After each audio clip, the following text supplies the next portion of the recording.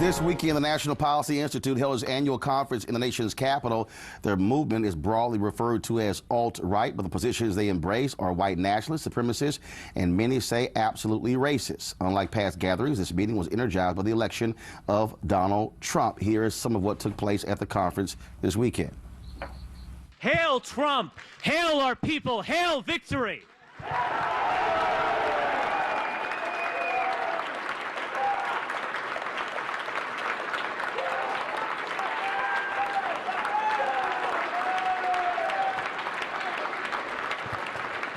No one will honor us for losing gracefully. No one mourns the great crimes committed against us. For us, it is conquer or die. To be white is to be a striver, a crusader, an explorer, and a conqueror. We build, we produce, we go upward. And we recognize the central lie of American race relations. We don't exploit other groups. We don't gain anything from their presence. They need us and not the other way around. We are not meant to live in shame and weakness and disgrace. We were not meant to beg for moral validation from some of the most despicable creatures to ever populate the planet. We were meant to overcome all of it, because that is natural and normal for us. America was, until this past generation, a white country designed for ourselves and our posterity. It is our creation. It is our inheritance, and it belongs to us. Here's what President-elect Trump's staff had tweeted in response to that controversial video. Quote, President-elect Trump has continued to denounce racism of any kind, and he was elected because he will be a leader for every American. To think otherwise is a complete misrepresentation of the movement that united Americans from all backgrounds. There were protesters outside the conference, and the U.S. Holocaust Museum issued a statement that said, in part, quote, Richard Spencer, the leader of the National Policy Institute, made several direct and indirect references to Jews and other minorities, often alluding to Nazism. The targeting of Jews was central to Nazi racist ideology. The Germans attempted to kill every Jewish man, woman, and child they could find. Nazi racism extended to other groups. By the end of World War II, the Germans and the collaborators had murdered 6 million Jews and millions of other innocent civilians, many of whom were targeted for racial reasons. The Holocaust did not begin with killing, it began with words. The museum calls on all American citizens, our religious and civic leaders, and the leadership of all branches of the government to confront racist thinking and divisive hateful speech. Joining us right now is Richard Spencer, who they were just referring to. So, Richard, we had you previously on TV One. Have you back? First and foremost, when you said despicable creatures, who were you talking about? I was talking about the lying media that have actually been lying about me for the last 24 hours. So when you say lying about you, what does that mean? CNN claimed that I questioned whether Jews were people and things like that. We published the text of my speech. I did nothing of the kind. They're doing a wild exaggeration. They're worrying about fake news. They're engaging in fake news about me. So why Heil Hitler there? Why the Nazi references? Why? No one said Heil Hitler. No, first of all, when we saw the video there were individuals there who were doing that. We've seen photos as well of individuals at that particular conference who were using the Nazi salute. There's a lot of exuberance in events like this. There's also a lot of irony. The fact is... Of the Nazi salute? Yeah, in the sense when it's done in the context of the alt-right, it's done in a spirit of fun and exuberance. But this is America. Because whenever anyone sticks up for European identity, whenever they say, I want to stick up for us, for our people, they're always called a collection of names: Nazi, KKK, Southern Confederate, etc. I think a lot of people just want to throw it back in their enemies' faces. So it's totally natural for Americans to use a Nazi salute when America fought against the Nazis, fought against what they were all about. Why would you salute? Why would you appreciate that? Why would you not say, no, this is America? You don't do that in America. Again, it's a moment of exuberance. No. You use exuberance. Look, I can't police everyone at a conference. No. What you can say, here's the question. Are you an American? Yes, I'm an American. Are you proud to be an citizen. American? Yes, I'm a proud citizen. Do you believe that America should have beaten Nazi Germany in World War II? I wish that we had avoided that conflict. No, you answered my question. You answered my question. Should America have beaten you said we should avoid it. Should America have beaten back Nazi Germany and Adolf Hitler in World War II? Once the United States was in the war, yes, absolutely, we have to win it. So if we won it and we beat back Nazi Germany, why would you even say, well, in exuberance, people do that? Why would you not say, as an American, that is not what we do in America? What you're saying is just logically incoherent. I mean, we're talking about a Second World War, and therefore you can't do something in fun and jest. So you believe five people or something? No. Actually, hold on 1 second. 5 people. Shelley, play the video again. Play the video. Hail Trump! Hail our people! Hail victory!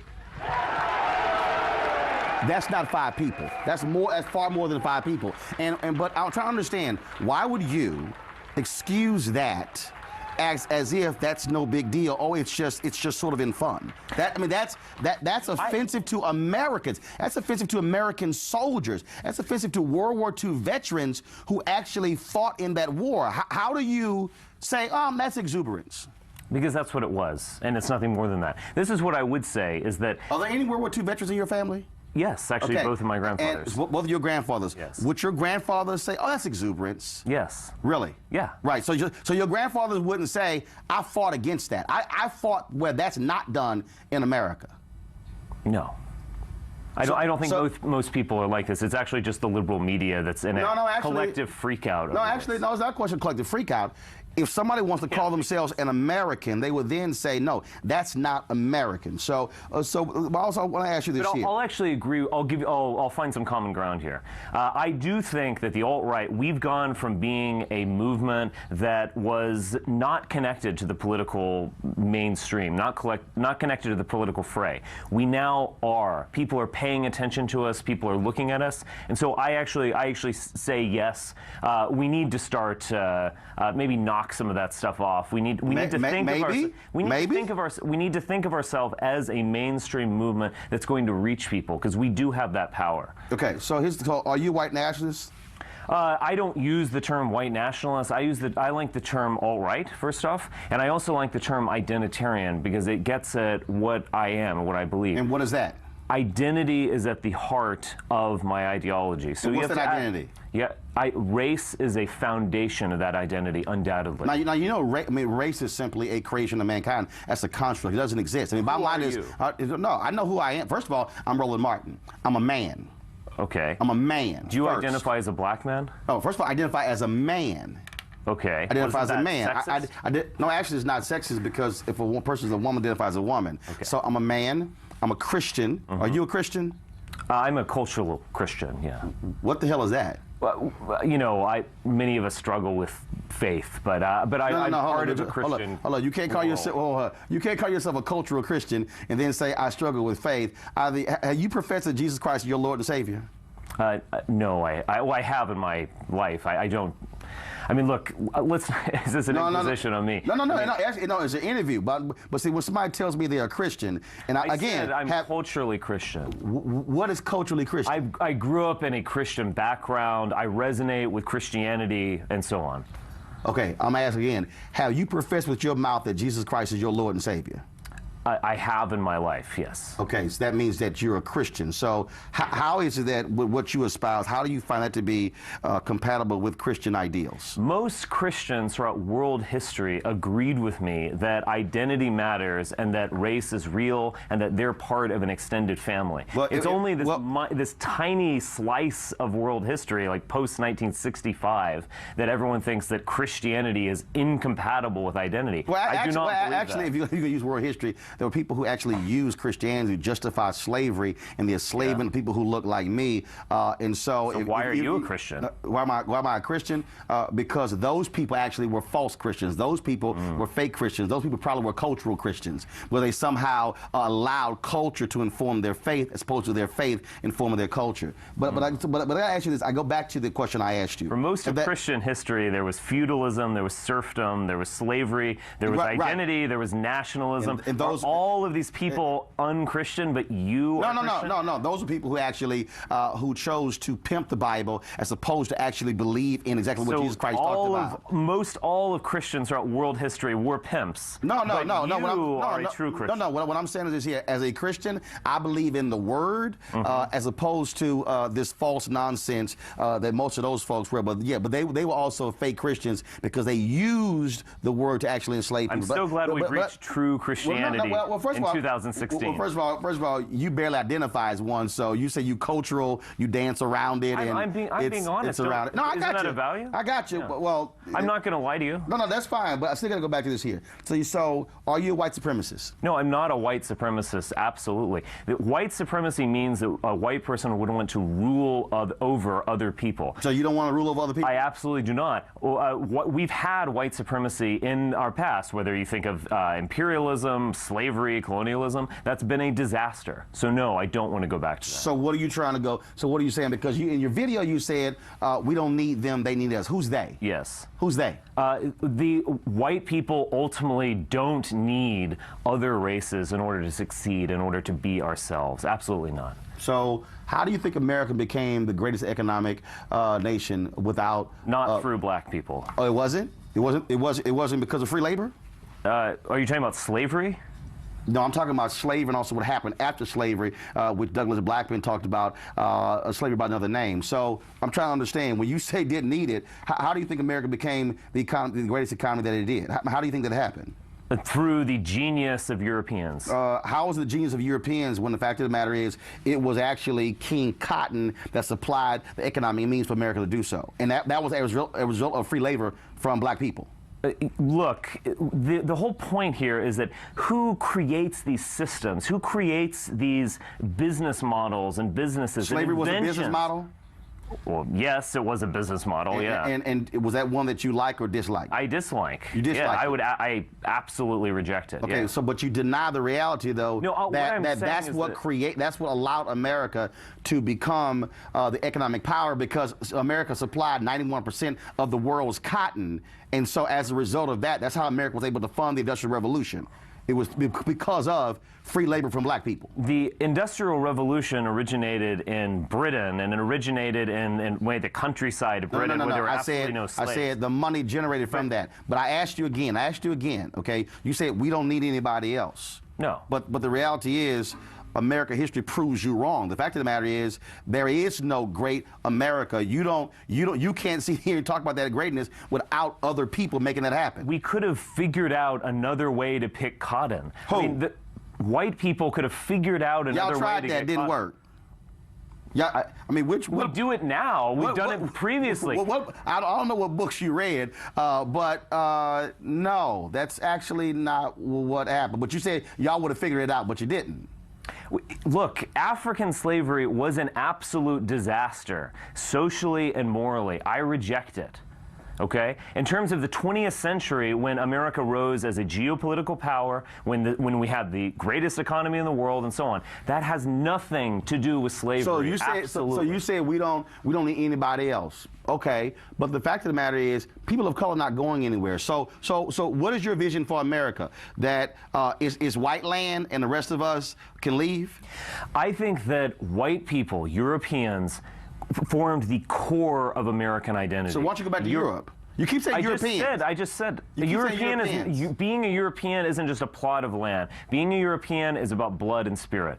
These people formed the core of American identity. What it means to be American is ultimately what it means to be a white person here. How so? Because Dr. are essential. Because the reality is here. Dr. King talked about. And I want to maintain that. Dr. King talked about it was black people who actually made America live up to the ideals that they wrote on a sheet of paper. That there were white Americans who talked about, we want the nation to be this. When the reality is, that's not what they were living up to. It was black folks who made that a reality when it came to the Constitution. When you say all men are created equal, we had a nation where it wasn't all men are created equal. I myself am critical of the Founding Fathers. However, clearly they did not believe in multiracial equality. Clearly, if you look at the first... And you agree with that? Yes, I agree with that. I do not believe that everyone's equal. So you don't believe in multiracial equality? No. I mean, I don't think anyone does, actually. I mean, do you really think that all people are equal in talents and identity and worldview? No, that's not what that means. No. When you say all people are created equal, that means at the moment you are born, we're going to treat you in the same way as we treat everybody else. Now, what you do with your life, what you do with your talents is different. There are many areas I'm quite sure I'm far more talented than you. Yes. It doesn't mean that you don't have talent, but what it means is that when you are born, we're going to be treated as equals, equal American. So in your worldview, are you saying white folks should be treated as a greater American than if you're black or Latino or Asian or Native American? At this point, I want white people to have the same rights that all other people do. The fact is, all rights that white folks don't have? All institutions, in terms of legal rights, yes, everyone has the same thing. In terms of what institutions are actually doing, absolutely no. White people do not have the rights of minorities. How so? In what? I'll go into it. In terms of federal hiring, absolutely. Federal hiring is geared towards not hiring more white men. Whoa, stop. Hold on. Say it again. Federal hiring. Let me ask you a question. How many white men in the United States Senate? That's not federal hiring. No. Answer my question. How many white men in the United States Senate? I don't know the exact number. It's more than 80%. Majority. Sure. Okay. How many white staffers? See, you said hiring. That's hiring, correct? Right. How many white staffers in Congress? A lot. A lot. Define a lot. I don't know. It's in excess of 80%. Okay. So please show me how. No. That's federal hiring. It's federal hiring. So you say no. Hold up. That's federal hiring. So I'm trying to understand something here. You said like all of a sudden, oh my goodness, it's so rough for us. Do you think that affirmative action is not at play in federal hiring? Actually, hold on. Every department on down. I mean, give me a break. Actually, do you know what the greatest affirmative action policy was in this country? Slavery? No, that wasn't affirmative action. Okay. That was free labor. The great affirmative action policy in America was the GI Bill. And do you know who benefited from the GI Bill? White people. Your grandfathers. Yes. Do you know who did not benefit from the GI Bill? The same black folks who fought alongside in World War II, who also bled for this country, and when they came back. So when you talk about affirmative action, that is the greatest affirmative action bill in the history of America. Do you know who's benefited greater from affirmative action policies? First of all, who created affirmative action? White people, probably. Okay, President Richard Nixon, right. 1969, Arthur Fletcher was there as well. Who is the greatest beneficiary of affirmative action? The greatest beneficiary? I would say African Americans. That's a lie. Okay. Do you have a girlfriend or wife? Yes. Is she white? Yes. She's the greatest beneficiary of affirmative action. White women have benefited more from affirmative action than anybody else in America. You're getting very sexist here, Martin. No, it's not sexist. That's a fact. So the fact is, so when you say affirmative action, white folks. That might be the case. No, it's not might. White women have benefited from affirmative action more than any other group. I'll go with you to that. No. So when you're saying, oh my goodness, affirmative action, why should not getting hired in the federal government? That's a lie. Oh, that's fine. Look, this is what I'm saying. In terms, let's look at Silicon Valley. Every spring, these big companies, Apple, Google, Facebook, will release diversity reports, and they will basically say we are focused on not hiring white men. Really? Yes. Hold on one second. Look at all the diversity. I'll stay right there. Hold on one second. I'm gonna go to a break. See, here's the problem, Richard. This is the problem when you're a smart black man who can read. Have you seen their diversity numbers? Yes, whites are underrepresented in these corporations. All right, when we come back, we're going to do a fact check for Richard here when it comes to Silicon Valley, because, see, as y'all know, here on TV1, Reverend Jesse Jackson Sr. has been talking about Silicon Valley. I've been right there covering this for the last 24 months. We're going to give him the facts, and we come back right here, News 19 TV1. All right, folks, back with our guest, Richard Spencer, president of the National Policy Institute, says he identifies with the alt-right. Many of us say he's a white nationalist. Richard, we talked about Silicon Valley. According to this report right here from the federal government, top 75 Silicon Valley tech firms. Whites, 47% of the workforce. Asian Americans, 41%. Hispanics, 6%. African Americans, 3%. Now, would women make up? No. So what you're saying is we don't have enough white people in Silicon Valley? No, what I'm saying is white people, those numbers that you just read reveal that white people are underrepresented as a percentage in Silicon Valley. In the population in Silicon Valley, which is exactly what I said. So are white people underrepresented when it comes to Fortune 500 CEOs? No, not in terms of CEOs. Okay, are white people underrepresented when it comes to a board of directors members of Fortune 500 CEOs? Probably not. Of white people are underrepresented when it comes to corporate officers of Fortune 500 CEOs? This is called moving the goalposts. No, it's not. No, here's the deal. What you're saying is this here, okay, in this sector, oh my God, we only have 47% of white people. So what do you want? You want 70, 80, 90? No, what I'm saying is that these corporations, by their own explicit admission, are trying to hire less white people and less white men. So you're reports. You're saying they're not hiring people who are the smartest? No, I don't think they're hiring people merely because they're the smartest. So you're upset that you're upset. No, I'm trying to understand. You're upset that 47% of white people work in Silicon Valley, but you have no problem with 90% of the Fortune 500 CEOs being white. I see what you're saying. No. I'm asking yes or no. Do you like and accept that 90%, 80+% of Fortune 500 CEOs are white men? Look, are you cool with that? Yeah. Do you prefer that? Sure. So what you're saying is what you want whites being majority in control of every sector in America. What I want, look, I'm not an economic thinker in terms of politics. What I want are politicians similar to Donald Trump who really want to protect the people here, who don't think just in terms of global population. Who's the people? Who are the people? Right. Whites are still a majority in this country. No. But you said the people. So he's black, she's black, he's white, I'm black, Latino. Are we in the people? Yes, clearly you are citizens of this country. Okay, so if we're in the people, then why can't we also have jobs?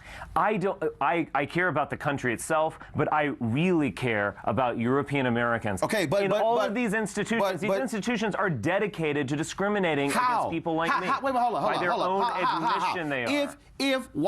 If whites are dominating jobs in banking, if whites are dominating jobs on Wall Street, if whites are dominating hedge funds, if whites are dominating NFL owners and NBA owners, if whites are dominating the major sectors, how in the world can you somehow say, oh my God, it's rough for us white people out here? It's not. If you're saying that, how are whites dominating the number of jobs on Capitol Hill? How are whites dominating the number of jobs in the White House? How are whites dominating jobs all across America? And you're saying it's not enough white people, so stop hiring those minorities. They don't need jobs. We got to make sure us white people keep getting jobs. Is that what you're saying? It doesn't surprise me at all that whites succeed. We have succeeded throughout the centuries. We are a people of great genius and ambition. So none of that surprises me. In terms of looking at all of these CEOs, a lot of these are older people. They're from a generation they come from a generation with a very different population. What I'm more worried about right now are younger people. These institutions are actively, explicitly trying to discriminate against them in terms of hiring. How? It's unfair. How? I don't like it. But even worse, How?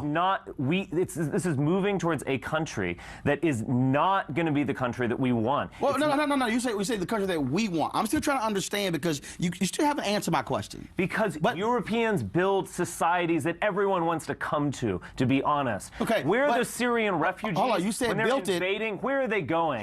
They're going to Central Europe. They're going to Western Europe. You said built. Yes. Who built the railroads in America and allowed for us to have expansion out west? Who built that? Yes, a lot of Chinese people. You said the operative word there was built.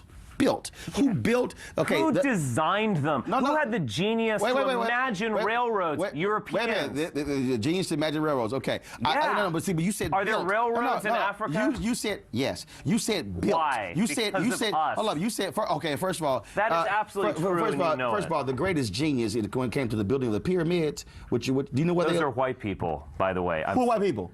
The Egyptians are not African. I'm sorry. Do you know where Egypt is? Yes, it's in North Africa. Okay, stop. Stop right there. You just said that you said the Egyptians are not African. Are white South Africans African? Wait. Yes, they are African. See, okay, to be African means you come from the continent of Africa. So if you come from the continent of Africa, that's who you are. So that means you're an African. So you do know. Do you also deny science that man originated from Africa, or do you say that's false science? What are you talking about?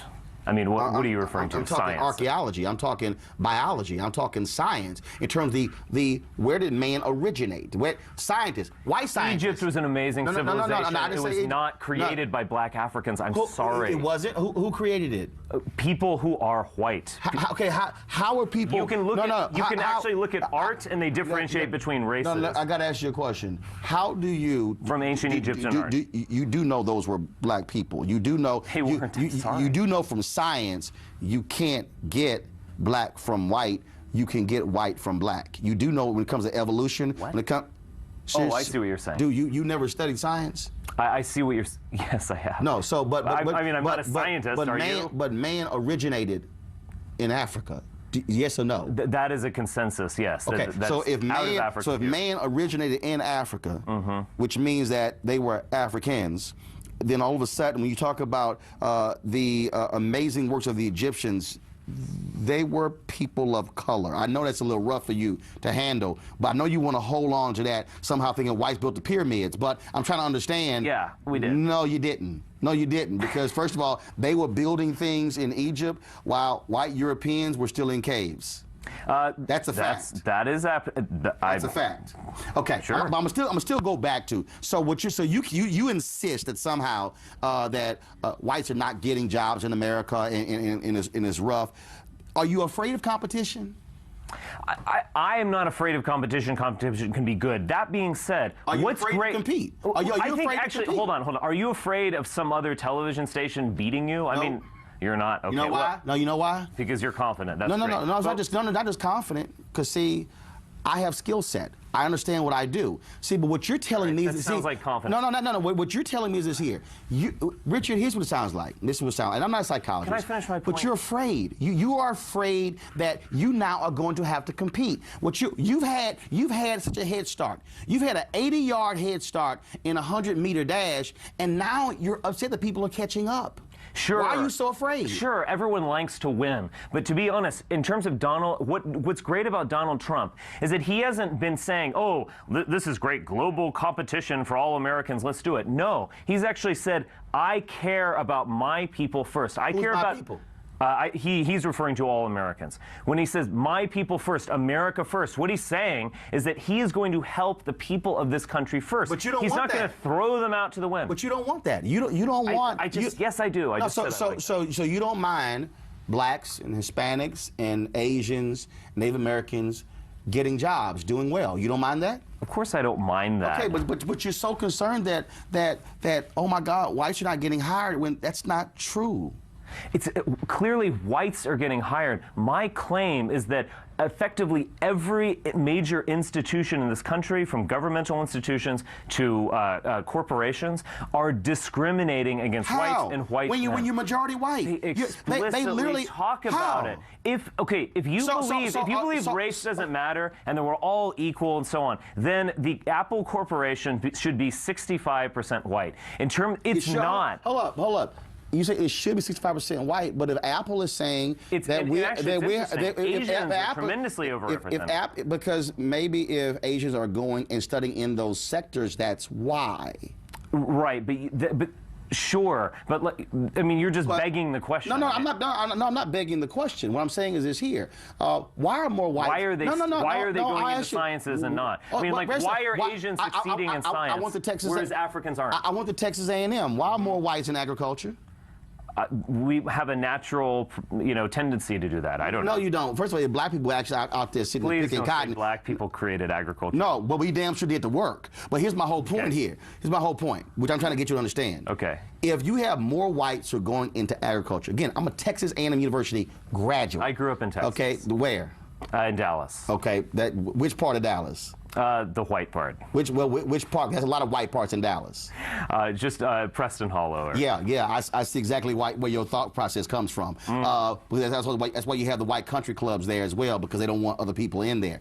But again, are there black churches, black country clubs? Are the black churches? No, they're black country clubs where you have black people who play. But also, aren't there black institutions that are like just what? for you? No, it's not just for us, because the fact of the matter is, churches, those are just for you guys. No, actually, no. That's great. But actually, no, it's not, because there are black churches where you can come if you want to, doesn't matter. And just like you have a white church, you can come. That's my point, but that's what it is. So you're factually incorrect. Here's my whole point. When I talk about agriculture, there are more whites who are going into agriculture. Why? Because that's the area they're going into. So if Asians are going into a particular area, that's where they're going. You're begging the question. All I'm saying is, why are Asians succeeding at these technical fields? Because why they're working in it. Because they're, again, you're just begging questions. Like, at some point... Why are whites succeeding in agriculture? Can you let me finish? I'll ultimately get to this. It's about human nature, and it's about their unique gifts. Asians have a... Unique gifts? Yes, East Asians have a higher, on average, IQ than Europeans. It's remarkable. It doesn't surprise me that they succeed at math. They succeed in science. Oh, that's a terrible stereotype. No, I'm not using stereotypes. It is what it is. All I'm saying is here, Richard. The fact of the matter is here. This is actually why I would want to restrict immigration of East Asians. It's not because I think I'm afraid of them. I actually respect them. I respect their civilization. It's about protecting my people. That's what it's about. But here's the people. When you keep saying my people, then you say all Americans when you're not talking about it. Here's the reality, Richard. The reality is this here. You have to navigate between people you care about and all citizens. Here's the deal, Richard. We're not going anywhere. And see, Richard, it's about to be a little tough for you. About a little tough for you, Richard, because see, you and your people have had a great head start. Tremendous head start. 20-odd Africans arriving in 1619. Who gave us this head start? One second. 16. But see, that's what I'm saying. When you have a head start, that means you're scared to compete. See, I know some other whites out there who are not white nationalists, who are not afraid of competition, who are not afraid of this. But here's the reality. We're not going anywhere. Right. And you might want to suck that up. And I know it's rough.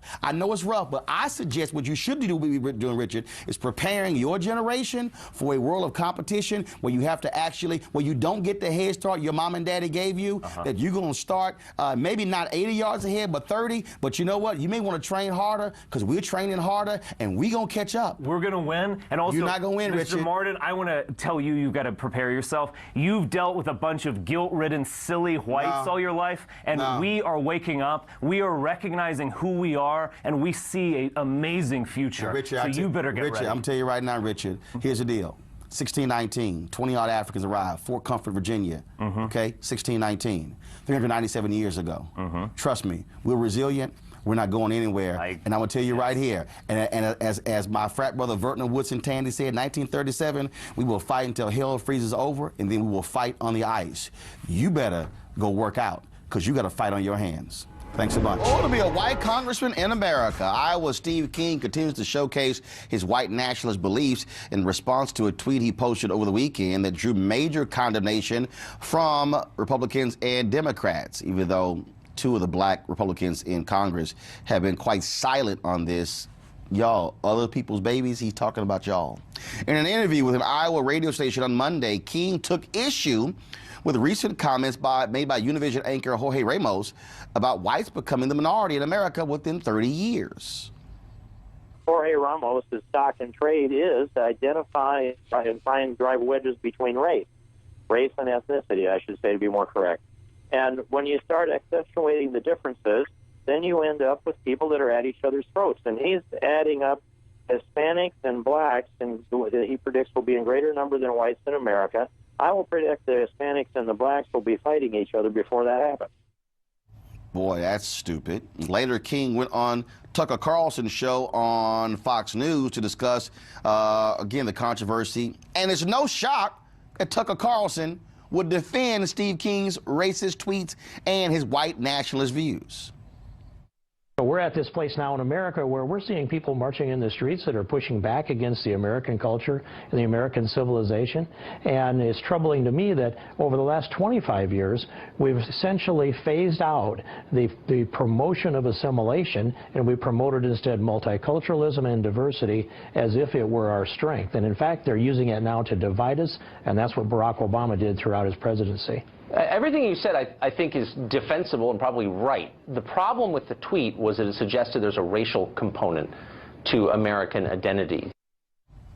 Well, there's no shock Tucker Carlson would say that. But if you want to understand Tucker Carlson, if y'all want to understand what it means to be white in America, he had a failed show on PBS canceled, failed show on CNN canceled, failed show on MSNBC canceled, and he still got another show on Fox News. Boy, it must be good to be a white man in America to have that many failures. Show me somebody black or Hispanic who had 3 shows that got canceled and got another one, or even 2, or even 1. All right, joining us from Whitefish, Montana, white nationalist Richard Spencer, president of the National Policy Institute, Radix Journal. Of course, he also is alt-right leader. So, Richard, you must love Congressman Steve King because he's right up your alley. Right. Steve King said nothing wrong, and he said a lot right. Like what? Well, the basic concept of his tweet, his offending tweet, which is we cannot build a civilization with other people's babies, is exactly correct. And that is European civilization is intrinsically linked to Europeans. It is not some free-floating value system that we could project onto other peoples. It is ours. It comes from us. Richard, you're in Whitefish, Montana, right? That's where I am right now. Yeah. Which country in Europe is that located in? Oh, not this again. No, but you keep saying European values. I'm asking again, are you in Europe right now or are you in the United States of America? Roland, when I say a word like Africa or Europe, that can both mean the continent, that is the geographic place, or it could mean the race of people who emerged, who evolved on those continents. Oh, gotcha. So, okay, all right. I'm when just double saying checking. European, it is a reference to white people. Gotcha. Okay, but you could just say white people because you could actually be white and not from Europe and still be called. So that's what I'm trying to understand. Right. So also, but here's what's interesting. When you talk about other people's babies, you do know that there have been significant advances in this country as a result of other people's babies being in this country. You look at what's happening in Silicon Valley right now. You look at, of course, the African-American experience. In fact, when you talk about even white folks who came from other countries, y'all also came from somewhere else. So you're other people's babies. Yes. I mean, yes and no. I mean, look, in terms of just Silicon Valley, that idea that you just put out there. I mean, 95% of the entrepreneurs who are, really successful, multimillionaires under 40, 95% of them are white. In terms of, look, all of these amazing inventions and things that have changed our lives, I mean, these are derived from our people. Who's our people? white people. Okay, but I'm right talking about now, myself. but when you have the advances right now in Silicon Valley, when you look at what's happening with technology, even when you look at right now of the young folks who are scoring high in STEM, 83% of them don't look like you. So our future actually is pretty bright because of other people's babies. And here's the other piece, Richard. We're not going anywhere. It doesn't So y'all might matter. want to, but here's the deal. You can't blame black people and Hispanic people because white people in America, one, stopped having babies. And two, you can't blame black people and Hispanics also for the opioid addiction, where white folks are dropping dead at a higher rate than anybody else. Y'all on the painkillers, not us. There are a lot of problems within the white community. I would never deny that at all. The fundamental point, and this is the point that was truly radical and truly right about what Steve King said, is that culture and civilization are intrinsically connected to race. Indeed, they're derived from race. What culture is that? Sure, we could have a ton of intelligent Asians or Indians come to America and do great in STEM or whatever, but they're going to create a different culture and different civilization. But here's the deal, though, Richard, let me ask you a question. That's an idea that he put forward, although he wasn't really able to articulate it and stick with it. Well, if he also said later that, oh, we need to adopt the world's children and turn them into Americans and things like that. So Steve King, not everything he said is correct, but in that tweet, the reason why it became a controversy is because he was getting at something, that this is our culture. Well, actually, here's the deal, though. You don't actually have a culture without other people in this country. You don't have one. I mean, without other people's babies, when you say our culture, you don't have it. Well, I mean, okay, I can tell you, without black folks in music, you don't have a culture. When you look at food, when you look at dance, see, when one says culture, that means a whole lot of stuff, and not what you're talking about.